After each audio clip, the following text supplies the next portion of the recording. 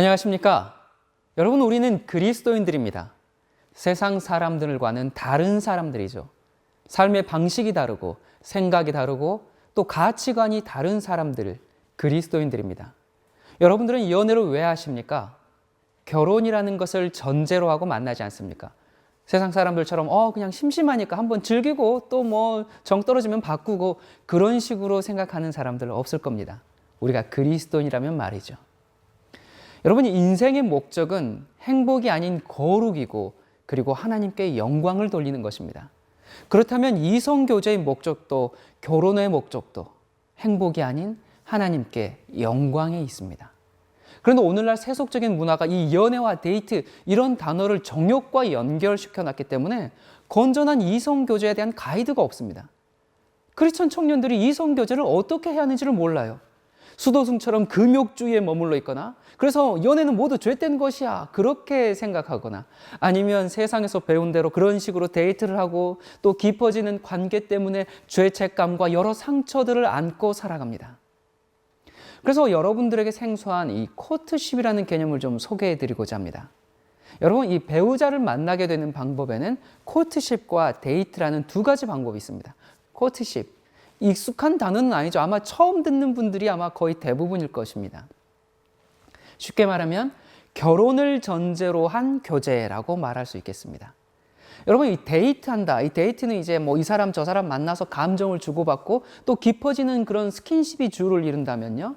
이 코트십이라는 것은 결혼을 전제로 이 사람이 내게 맞는 배우자인가, 하나님께서 내게 허락하신 사람인가, 그것을 알아보는 것입니다. 코트십이란 결혼을 전제로 하나님의 인도하심을 따라서 배우자를 찾고 선택하는 성경적인 원리를 일컫는 말입니다. 여러분, 이성교제는 장난이 아니에요. 여러분이 받아들이기 힘들지라도 결혼이 전제되지 않은 둘만의 만남은 시작조차 말아야 합니다. 저 자매는 저 형제와 결혼할 마음이 전혀 없어요. 자기 이상형도 아니야. 그런데 지나치게 친절하고 지나치게 호의를 베풀고 그러면 상대방을 오해하게 만듭니다. 이 자매가 왜 그럴까? 자기가 좋아하는 남자도 아니면서 왜 관심을 보일까? 여러분, 원래 여자라는 자체가 이 대화와 관계 중심적이고 헌신적이죠. 무슨 특별한 목적이 있어서가 아니에요. 여자라는 존재가 원래 그렇습니다. 그렇기 때문에 여자로 태어났기 때문에 그런 부분에서 스스로 조심해야 합니다. 이 남자들이 단순해서 이 자매가 나를 좋아하나 그렇게 오해를 하게 되죠. 이 여자라는 본성 자체가 그러는데 거기에다가 덧붙여서 모든 남자들로부터 어떤 관심을 받기 좋아하는 성향이 강해서 그렇게 행동하는 경우들이 있습니다. 보는 남자들마다 자신의 상처와 자신의 고민과 자신의 깊은 얘기들을 다 하는 거예요. 그런 자매가 있는가 하면 또는 원래 그렇게 남들을 잘 챙겨주는 달란트가 있기 때문에 그렇게 지나친 호의를 나타내는 경우도 있습니다.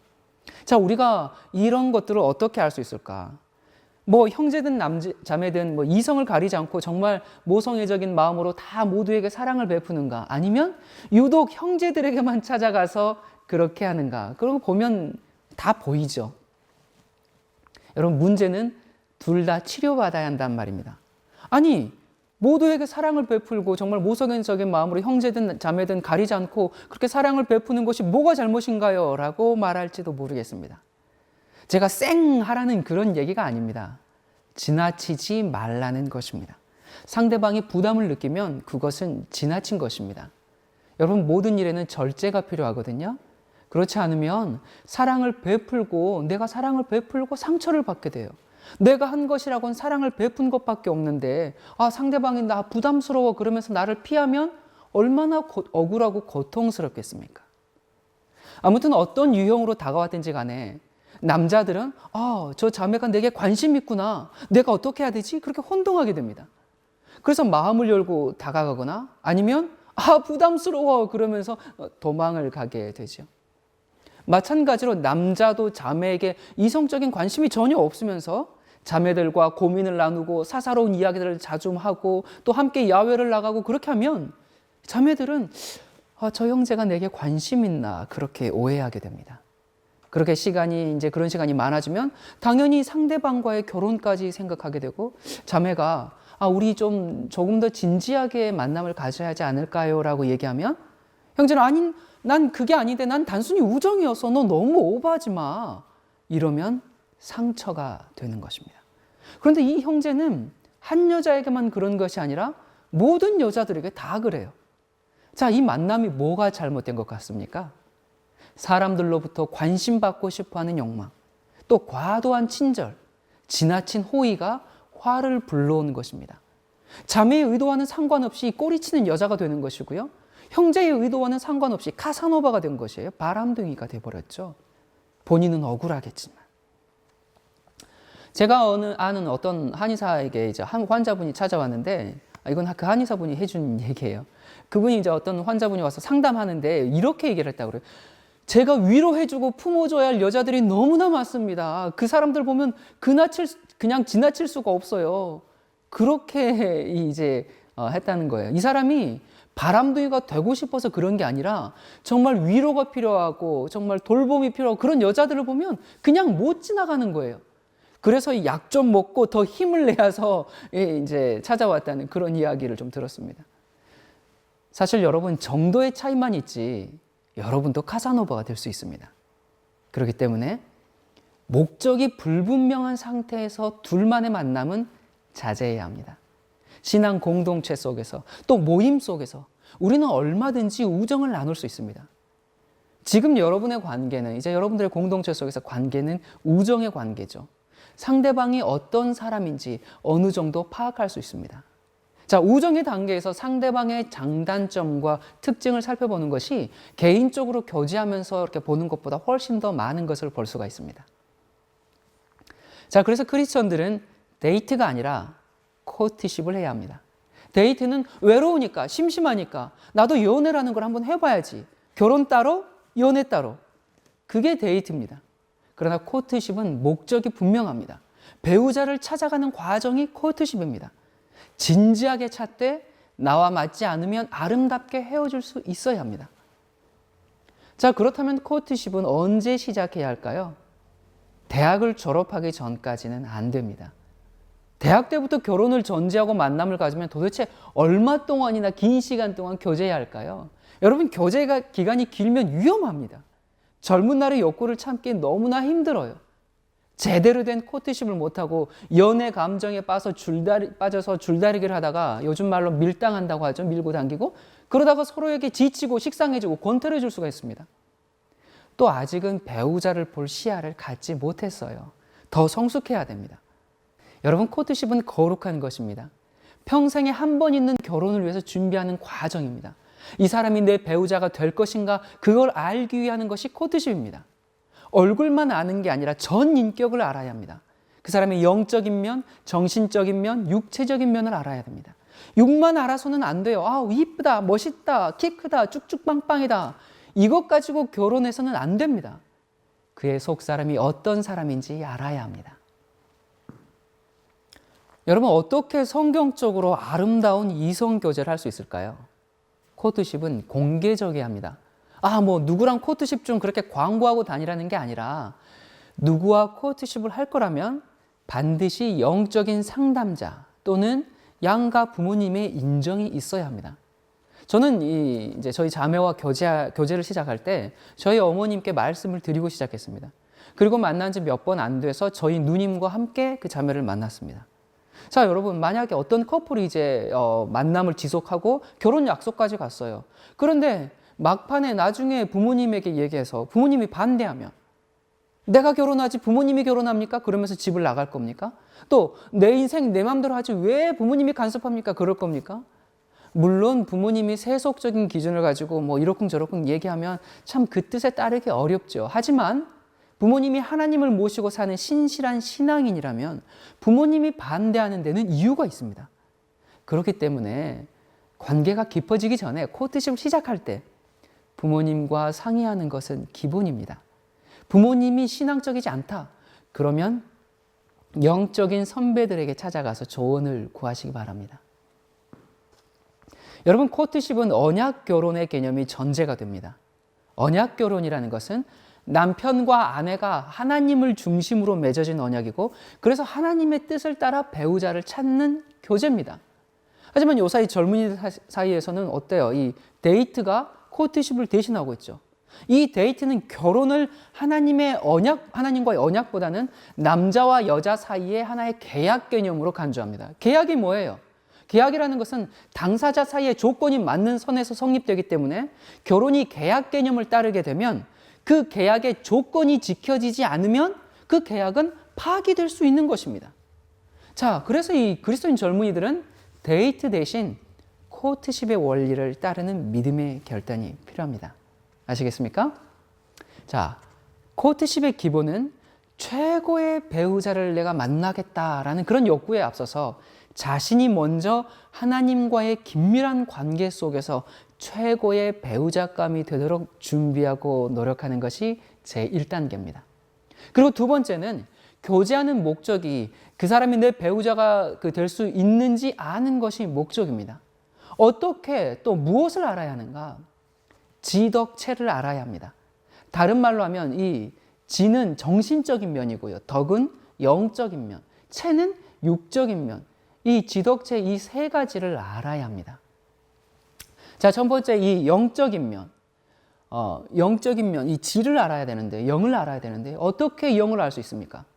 만나서 다른 얘기하지 말고 영화 보러 다니지 말고 만나서 대화하세요. 내가 복음을 어떻게 알았는지, 어떻게 하나님을 만났는지, 주님과 어떤 관계에 있는지, 나는 주님을 위해서 어떻게 살고 싶은지, 내가 말씀을 이러한 말씀들을 묵상했는데 참 여기서 이러한 깨달음을 얻었다는 그런 말씀 묵상한 얘기들.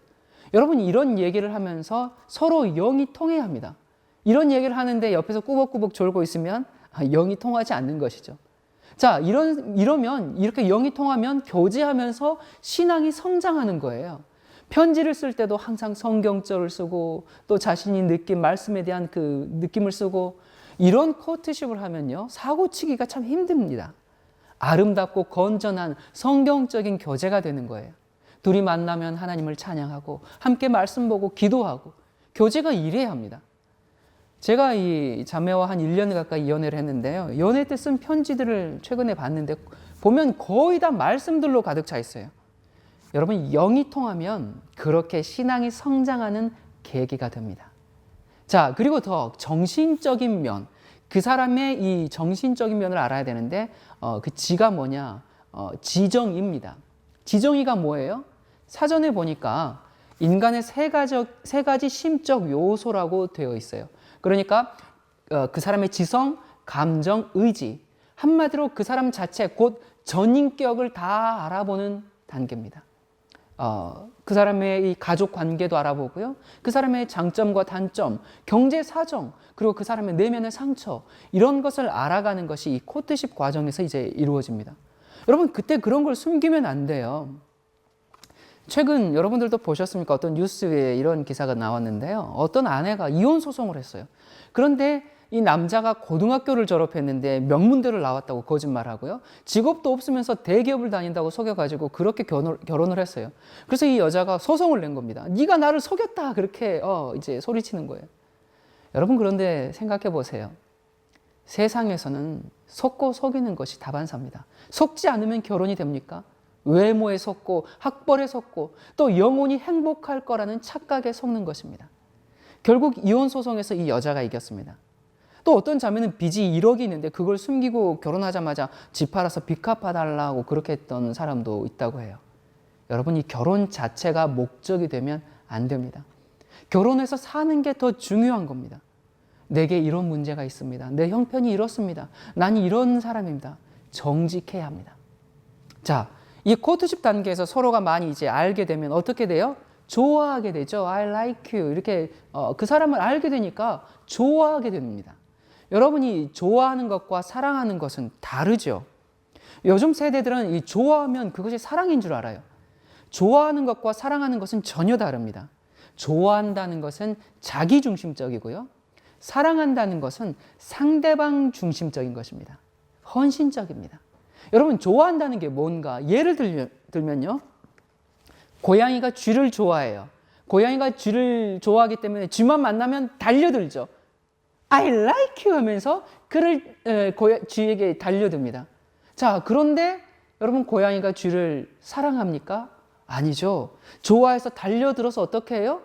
잡아먹습니다. 여러분, 이게 이 좋아하는 것과 사랑하는 것의 차이입니다.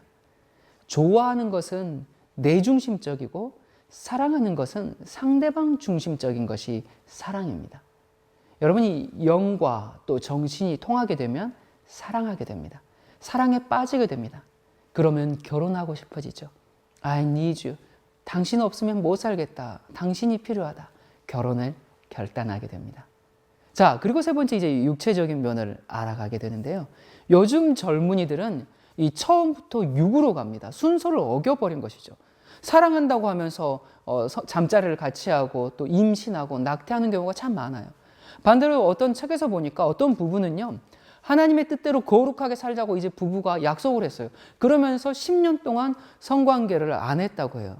여러분, 이건 또 뭔가요? 이 육체적인 관계에 대해서 양극단으로 오가고 있습니다. 여러분 아십니까? 이 성을 죄악시하는 풍조는 로마 카톨릭에서 유래되었습니다.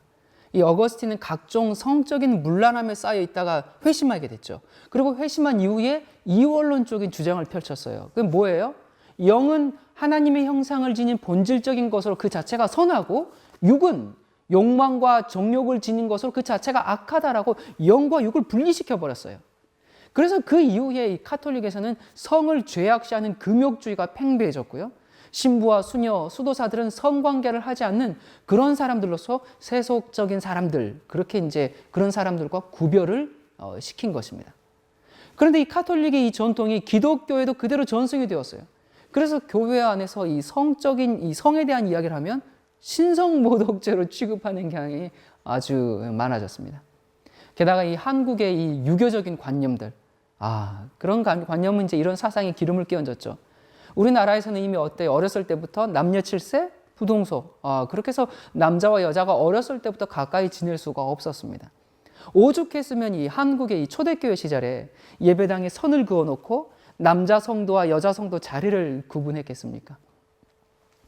이런 통념 속에서 살다 보니까 성에 대한 잘못된 개념을 바꾸기가 쉽지가 않습니다. 여러분, 하나님이 창조하신 성은 아름답고 거룩한 것입니다. 부부간의 성관계가 없다면 그야말로 그 부부는 매우 심각한 부부입니다. 그런데 생각보다 그런 부부가 참 많더라고요. 여러분, 그거야말로 참 잘못된 것입니다. 그런데 이 잘못 사용하는 사람들에 대한 경계를 강조하다 보니까 그 자체가 나쁜 것으로 그렇게 인식이 되어버렸어요. 여러분, 이 청년들은 세속적인 성문화에 심각하게 노출되어 있습니다. 자극적인 성, 음란한 성, 그런 성을 접했기 때문에 성을 잘못 이해하고 결국 잘못된 방향으로 흐르는 것입니다. 그들은 성을 죄악시하는 구세대의 풍토를 밟아가면서 또 다른 한편으로는 성을 무분별하게 즐기고 사용하는 그런 세속의 흐름을 쫓아갑니다. 양극단으로 오가고 있어요. 그러면서 성문화를 접한 이 청년들이 심한 죄책감에 교회를 떠나버리거나 아니면 사랑이라는 이름으로 무분별하게 이 성관계를 가짐으로써 심각한 후유증에 시달리고 있습니다.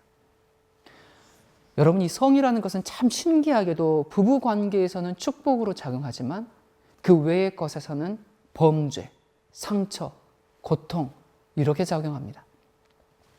그렇기 때문에 성에 가장 민감한 이 청년 시기에 주님을 묵상하지 않으면 주야로 성을 묵상하게 됩니다.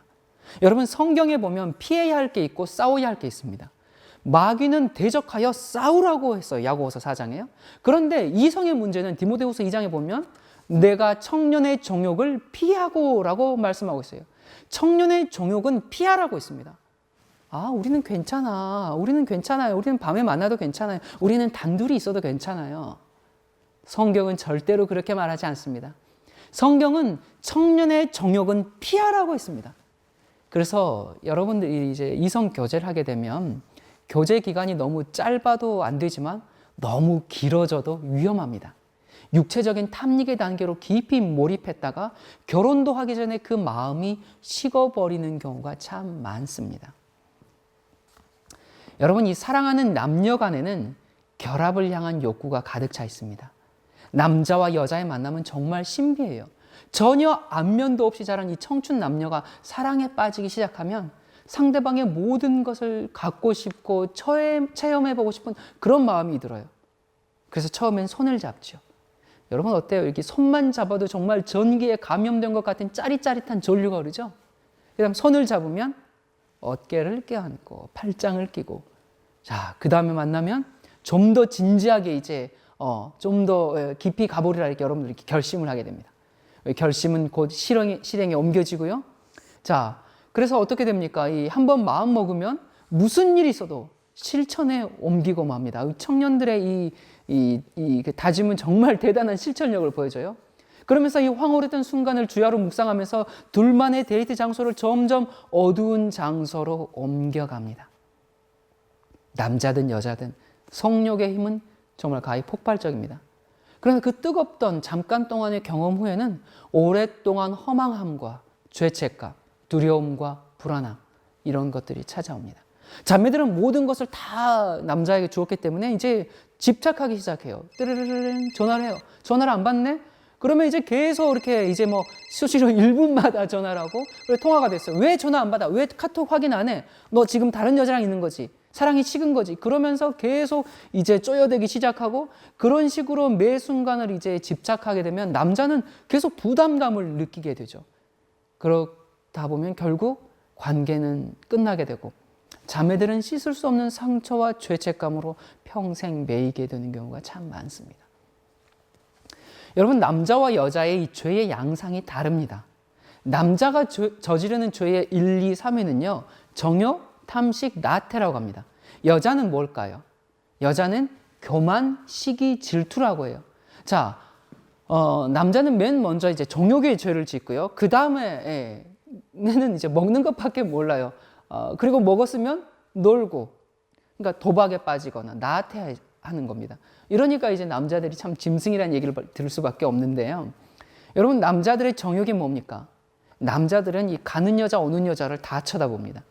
사실 이 독일 의학회에서 이런 보고가 있었어요. 이 여성의 풍만한 가슴을 하루 10분간 보는 것만으로도 남자의 수명이 5년 늘어날 수 있다라는 그런 의학 보고가 있었습니다. 재밌는데요. 이 남자라는 존재 자체가 이렇게 만들어졌다니까요. 그러니까 보는 것으로 만족을 얻게 창조되었어요. 여자들보다 단순하게 지어졌어요. 여러분, 여자들이 자신감이 넘쳐서 이 짧은 치마에 가슴이 파인 그런 옷을 입고 다니는데요. 남자들은 여자들한테 이 성추행을 당하는 것입니다. 남자들은 눈이 성기관이거든요. 그런 장면을 보면 성적인 유혹이 오는 거예요.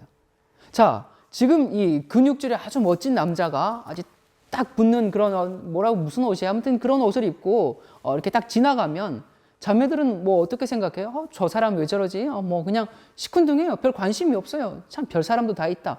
꼴불견이다. 오히려 그렇게 생각할 수도 있죠. 그런데 어떤 환상적인 몸매의 여자가 비키니를 입고 딱 걸어가면 어떻습니까? 어떤 형제들은 자동으로 이제 고개가 따라서 돌아가죠.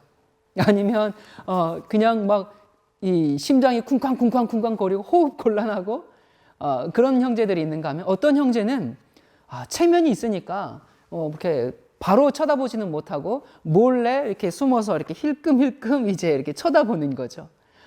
또 어떤 형제는 어떻게 해요? 신앙이 있고 믿음 있는 형제, 이 형제는 그러고 보니까 그러니까 어떻게 해요? 고개를 숙이고 막 땀을 흘리면서 주님 제 눈을 뽑아 주십시오. 주님 저를 도와주십시오. 이렇게 기도를 하는 우리 형제들도 있죠. 우리 형제님들은 이 1번, 2번, 3번 중에 어떻게 합니까? 자동 반사적으로 그냥 고개가 따라갑니까? 아니면 힐끔힐끔 이렇게 쳐다봅니까? 아니면 눈을 뽑아 주십시오 하면서 그렇게 간절히 기도를 합니까? 여러분, 어떻게 해야 될까요? 눈앞에 있는데 어떻게 할까? 여러분, 아름다운 것은 아름다운 것이에요. 아름답다. 이건 뭐예요? 감탄이죠. 감탄과 간음은 다릅니다. 여러분, 여자는 누가 지었죠? 하나님께서 창조하셨잖아요. 하나님의 아름다운 창조물인데 아름답다. 그렇게 해야지. 여러분, 남자가 여자에게 눈이 가는 것은 당연한 겁니다. 얼마나 다행입니까? 남자가 남자에게 눈길을 안 주니까. 남자가 여자가 남자를 좋아하는 것은 그야말로 하나님의 은혜입니다. 여러분 생각해 보세요. 반대로 되면 어떻게 될지. 그런데 저 봤어요. 봤으면 감탄하고 지나가시기 바랍니다. 생각을 더 품지 말고 상상의 나래를 펴지 말고 그러면 됩니다. 여러분 혹시 아까 제가 이 환상적인 몸매의 비키니 자매가 지나간 그때부터 지금 계속 상상의 나래를 지금 돌리고 계신 분들 지금 이제 스탑하시고요. 이렇게 끊어내시기 바랍니다. 지나가세요. 여러분 이 젊은 남녀들이 이제 이 연애를 하게 되면 서로를 너무나 사랑한 나머지 만나면 더욱 뜨겁게 육체의 친밀함을 나누고 싶은 마음이 생깁니다. 아무리 그럴지라도 그 마음을 마음 깊이 담아둔 채 기다리시기 바랍니다. 그러면 상대방을 향한 사랑의 감정이 더욱 깊어지게 돼요. 상대방이 더 깊은 관계를 간절히 원한다고 하더라도 절대로 응해주면 안 됩니다. 응해주지 않았다고 해서 사랑의 관계가 깨지지 않습니다. 오히려 거절함으로 대부분의 관계는 더 아름다운 관계로 진행됩니다. 거절했다고 해서 네가 나를 사랑하는 거야? 그렇게 따지는 사람이라면 그런 사람은 떠나가게 해야 합니다. 이것은 정욕을 사랑으로 착각하는 것이고 그런 사람은 관계를 가진 후에 식어질 수밖에 없습니다. 그런 강압적인 요구 때문에 할 수 없이 육체적인 관계에 응해주면 그 사람은 또 내가 첫 남자가 아니지 하면서 그것 때문에 헤어지자고 할 것입니다. 참 남자들은 이상해요. 그렇게 잠자리를 같이 하려고 애를 써서 목적을 달성하고 나면 그것 때문에 상대에 대한 열정이 시들해져요. 여러분 성경에 그런 얘기가 있죠. 이 사무엘하 이 13장에 보면 누구 얘기가 나옵니까? 이 다윗의 아들 암논이 나옵니다. 암논이 다윗의 배다른 그 딸 다말이 굉장히 아름다웠었나 봐요. 그래서 그 다말을 보면서 시름시름 알아요. 그녀와 어떻게 한번 잘 수 있을까? 동침하고 싶어서 그렇게 시름시름 앓다가 간교한 꾀를 냅니다. 자, 그렇게 목적을 달성하고 그 다음 어떻게 합니까? 자신의 욕심을 다 채운 다음에 뭐라고 얘기해요? 너 보기 싫으니까 꺼져라고 그럽니다. 자, 그러자 다말이 뭐라고 얘기합니까? 나를 이렇게 쫓아내는 것은 방금 전에 나를 범한 것보다 더 큰 악입니다. 그렇게 하면서 슬피 울면서 떠나갑니다. 여러분 사랑하는 남자가 성적인 에너지로 충만해 있을 때 이 자매의 거절은 남자들에게 사랑의 에너지를 증폭시키면 증폭시켰지 그것 때문에 사랑이 식지는 않는 법입니다. 그것 때문에 헤어진다면 그것은 남자가 여자를 진실로 사랑하지 않았다는 증거입니다. 자매를 사랑한 게 아니라 자매의 육체를 사랑한 것입니다. 자, 그렇다고 사랑하는데 만지지 말라. 어떻게 사랑하는 사람을 만지지 않을 수 있어? 이건 고문이죠. 이건 정상 아닙니다. 사랑하니까 만지고 싶은 것은 당연합니다. 여러분 아기들이 예쁘면 어때요? 너무 쓰다듬어 주고 싶고 껴안고 싶고 만지고 싶고 막 그렇잖아요. 너무너무나 이제 뭐 한 6개월 된 아이가 있어요. 뭐 1살 좋아요. 자, 아가야 너 이쁘구나. 이쁘구나. 이렇게 안으려고 하다가 만지면 안 돼. 이 아이 만지면 안 돼. 여러분 그렇게 합니까? 그렇게 하지 않죠. 애완동물도 어때요? 여러분 집에서 이렇게 요즘은 이제 애완동물을 넘어서 반려동물이라고 하는데 인생의 동반자잖아요. 그러면 어때요? 만지고 싶고 껴안고 싶고 한 이불 속에서 같이 자고 싶고 아니 동물도 그렇잖아요. 그런데 사랑하는 여인인데 어떻게 안 만질 수가 있어요? 남자들은 어떻게든 만지고 싶어서 여러 가지 음모를 꾸밉니다. 뭐를 탁 떨어뜨리는 걸 하면서 그걸 딱 줍는 척을 하면서 이제 주워 올리면서 여자 허벅지에 탁 손을 올리고 그러면 자매들은 어떻게 해요? 아니 뭐 떨어진 거 줍다가 다리에 그냥 이렇게 자연스럽게 손을 올렸는데 그냥 놔두지 손 올렸다고 사탄아 물러가라 이런 사람이 있습니까? 없죠. 저 그거 많이 해봤거든요. 이 남자들이 또 어떻게 해요? 이렇게 좀 뭐 날씨가 좀 춥네. 이렇게 뭐 운동하는 거 하면서 어떻게 해요? 딱 이렇게 자매 위에 자연스럽게 춥지 하면서 싹 손을 올려요. 그러면 어떻게 해요? 자매들이 어머 왜 이러세요? 그러면서 탁 칩니까? 아니죠. 여자들도 고개를 싹 기웁니다. 자, 여러분 이 코트십 할 때 스킨십을 어디까지 갈 수 있을까요? 팔짱을 끼는 것까지는 갈 수 있을까요? 포옹하는 거? 아니면 뽀뽀하는 거?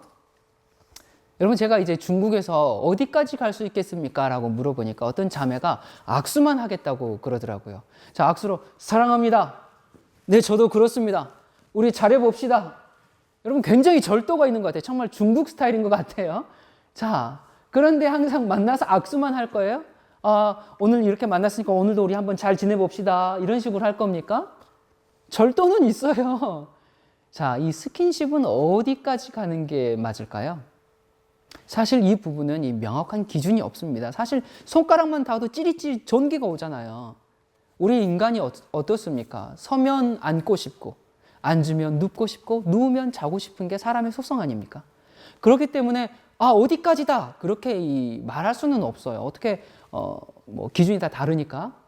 그러나 이제 손을 잡고 또 팔짱을 끼고 그리고 결혼을 약속했을 경우에는 뽀뽀까지는 괜찮지 않을까 그렇게 생각은 해봅니다만 이것도 다 이제 이 기준이 다르기 때문에 사실 여러분이 서양에서는 또 그 뽀뽀하는 것이 굉장히 입맞춤하는 것이 굉장히 자연스러운 그런 이제 일상 문화지 않습니까? 한국은 전혀 그렇지 않지만 그렇기 때문에 이게 문화별로 나라마다 이게 다르기 때문에 어디까지다라고 말하기가 참 곤란한 경우가 있습니다.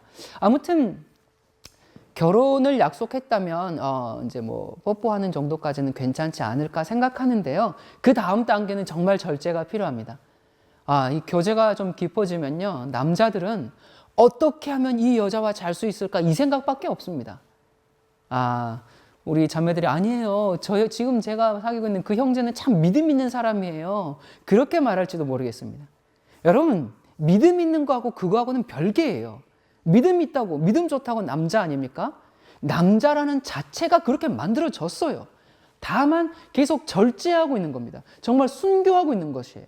이 젊은 날의 성욕을 참는 것은 형국의 길이고 십자가의 길입니다. 얼마나 고난인지 모릅니다. 참고 있는 것 뿐입니다. 우리가 아무리 이 결혼 전에 내가 이 순교를 굳게 지키겠어 그렇게 아무리 결심을 굳게 해도 인간의 의지는 바람 앞에 등불처럼 나약하기 그지없습니다. 그렇기 때문에 이제 코트십을 시작하게 되면 두 사람이 항상 이야기하세요. 스킨십에 대해서 우리는 어느 선까지만 이라는 그런 분명한 가이드라인을 서로 나누시기 바랍니다. 그렇게 서로가 서로를 보호해 줘야 합니다. 이 Yes Dating이라는 책에 보면 이런 내용이 있어요. 우리는 매일매일이 크리스마스이기를 바라지만 그 크리스마스가 아름답고 설렌 것은 1년 동안의 기다림 끝에 찾아오는 날이기 때문이다 라는 말이 있습니다.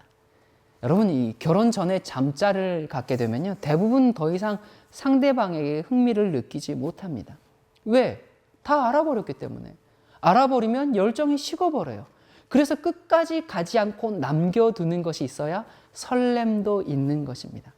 그 남겨두는 것 때문에 훨씬 깊은 사랑을 하게 되고, 그리고 그 교제가 헤어지게 된다 할지라도 아름다운 추억이 되는 것입니다. 크리스마스 선물을 미리 뜯어보려고 하지 말고 결혼 때까지 기다리는 지혜가 필요합니다. 여러분, 인격은 사람과의 관계에서 드러나고요, 영성은 하나님과의 관계에서 드러나는 것이 성품입니다. 자, 우리가 어디까지 참을 수 있는가? 언제까지 참아내야 하는가? 그것이 우리의 인격이고 영성입니다. 여러분, 성은 거룩한 것이에요. 세상 문화가 어떻게 된다 할지라도 이 성은 부부관계에서만 허용되는 커뮤니케이션입니다. 성에 대해서 많은 정보와 유혹이 있어요. 이 세상에서 말하는 성은 쾌락 위주입니다. 요즘 성적인 문화가 너무 편만해져서 이 처녀총각 찾기가 어렵게 되어버렸어요. 그냥 천연기념물이 되어버렸어요. 이 여자든 남자든 일단 즐기고 보자, 그런 식이에요. 헤어지면 또 다른 사람 만나서 즐기면 돼. 요즘 세상은 성적인 유혹이 너무 심각한 세대입니다. 제가 이 아침에 이제 항상 이렇게 이메일을 열면요, 이메일만 열면 비아그라 못 먹어서 죽은 귀신이 있는지 맨날 비아그라 먹으라는 그런 스팸 메일이 잔뜩 들어와 있어요. 여러분, 크리스천은 세상이 어떻게 바뀌어도 거룩해야 합니다. 선을 넘는 관계를 하고 나면 심한 죄책감에 사로잡힙니다. 하나님의 낯을 피하려고 합니다. 그렇기 때문에 처음부터 육체적인 관계를 갖지 말아야 해요. 하지만 혹시 이미 넘지 말아야 할 선을 넘었다면 이미 버린 몸 하면서 될 대로 되라지 하지 말고 회개하고 결혼 때까지 자신을 지키시기 바랍니다. 또 과거에 그런 경험이 있었다면 죄책감에 시달리지 말고 주님 앞에 엎드리십시오. 하나님께서 새로운 피조물로 삼아주십니다. 과거를 청산하고 지금부터 거룩하고 순결한 백성으로 살아가시면 됩니다. 자, 여러분, 이성 교제를 왜 하는가? 심심하니까, 외로우니까, 남들 하니까 나도 한번 해볼까? No. 여러분, 이렇게 하는 사람은 모두 실패합니다. 사고칩니다. 처음부터 배우자를 찾아야 합니다. 그리고 배우자는 얼굴 예쁘고 몸매 좋고 이런 게 아니라 평생토록 나와 함께 같은 비전과 신앙을 가지고 살아갈 사람이 누군가, 그게 전부가 돼야 합니다. 여러분, 재미로 교제하는 게 아니에요. 여러분, 우리 형제들 지금 결심하세요. 얼굴 예쁘고 몸매 좋고 그런 자매를 머릿속에서 지우십시오. 그리고 인생의 동반자, 동역자, 연인으로서 살아갈 그런 배우자를 위해서 기도하며 찾으시기 바랍니다. 이 코드십 기간은 제가 보니까 6개월이면 좋겠더라고요. 혹 어떤 사정 때문에 길게 간다면 1년. 자, 여러분, 우리가 결혼하기 전에 어떻게 이 상대방에 대해서 다 알고 결혼하겠습니까? 결혼해서 몇십 년을 살아도 그 사람에 대해서 다 모릅니다. 그런데 어떻게 우리가 뭐 결혼해서 교제해서 평생 다른 삶 속에서 살았던 사람들이 얼마 교제했다고 다 알고 결혼할 수 있겠습니까? 다 안 줄 알고 결혼하면 속았구나, 그런 생각이 든다니까요. 그러니까 약간 모를 때 그때 해야 됩니다. 점점 더 알면 점점 더 멀어져요. 모를 때 결혼해서 서로 맞춰가는 것입니다. 여러분, 이 결혼이라는 것은 불완전한 사람끼리 만나서 완성을 향해 가는 진행형이라고 말씀드렸죠. 여러분, 우리가 아직도 그 남편, 그 아내를 모릅니다. 여자들은 참 이상해요. 결혼 전에는 어때요? 맛있는 거 먹으러 다니고, 화장품 사고, 옷 사고, 명품 사고, 또 뭐 조그마한 별내 보면 깍 하고 놀래고 무섭고 도망 다니고 막 그렇잖아요. 그런데 어때요? 결혼하면 이놈의 벌레 그냥 손바닥으로 그냥 다 터쳐 죽이고, 연탄 집게로 쥐도 때려잡고. 여러분이, 이게 여자거든요. 여자의 변신은 무죄예요. 우리가 다 알 수가 없습니다. 자, 여러분은 지금 어떤 이성 교제를 하고 계십니까? 여러분이 성경적인 기준에 맞춰서 가진 그 만남이 아니라면요. 또 여러분의 육신의 정욕 때문에 그렇게 선택한 배우자감과 지금 결혼을 전제로 만나고 있다면요. 두 사람이 신중히 다시 생각해 보시길 바랍니다. 결혼식 1시간 전이라도 아니라고 생각되면 여러분 파혼하시기 바랍니다. 결혼하고 나면 이혼은 안 됩니다. 양가 인사 다 했는데요. 청첩장 다 돌렸는데요. 그래도 이 사람이 하나님의 사람으로서 가능성이 없다면 결혼 전에 헤어지는 것이 최선의 선택입니다. 여러분, 제가 지난 시간에 결혼의 목적이 뭐라고 말씀드렸습니까? 결혼의 목적은 재창조입니다. 그래서 거룩해지고 그 거룩함이 구원을 가져오고 그 결과 하나님께 영광을 돌리기 위함입니다. 행복해지기 위해서, 위로받기 위해서 하는 것이 결혼이 아닙니다. 여기에 대한 분명한 인식이 있어야 합니다. 여러분, 세상은 우리를 이해하지 못합니다. 그러나 나중에는 반석 위에 집을 세운 사람처럼 비가 오고 홍수가 나며 바람이 불 때 언약의 관계 속에서 맺어진 결혼만이 모든 것을 견딜 수 있게 됩니다. 여러분, 한국 부부의 이혼율이 세계 1, 2위를 왔다 갔다 합니다. 참 한국 대단한 나라예요. 교통사고 사망자도 세계 1위인데 1등 너무 좋아하는 것 같아요. 여러분 이혼하려고 결혼하는 사람들 없으시죠? 그렇다면 하나님께서 여러분의 반석이 되게 하십시오. 하나님의 방식으로 사랑하시기 바랍니다. 그러면 하나님께서 여러분의 결혼을 축복하실 것입니다. 감사합니다.